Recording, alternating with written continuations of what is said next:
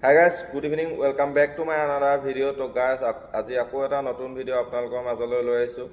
আজিৰ ভিডিওটো হৈছে ক্ষুদ্ৰ চেঁচাত হৈ যোৱা যিখন ডে নাইট টুৰ্ণামেণ্টৰ ফাইনেল মেচত MTS ভাৰ্চেছ বৰমুদা 11ৰ মাজত ফাইনেল মেচখন খেলা গৈছিলে আৰু সেই খেলখনতে MTS 11ৰ হৈ বিৰাজ পাটগিৰি আৰু সমীৰণ শৰ্মাই এটা সুন্দৰ ইনিংছ খেলিছে। বিৰাজ পাটগিৰিয়ে 16টা বলত 64 ৰান কৰিবলৈ সক্ষম হৈছে আৰু লগতে সমীৰণ শৰ্মা 9টা বলত 26 ৰান আৰু কি সুন্দৰ এটা নক খেলিছে আৰু 6 অভাৰত টাৰ্গেট দিছিলে 140 ৰান বৰমুদা 11ক।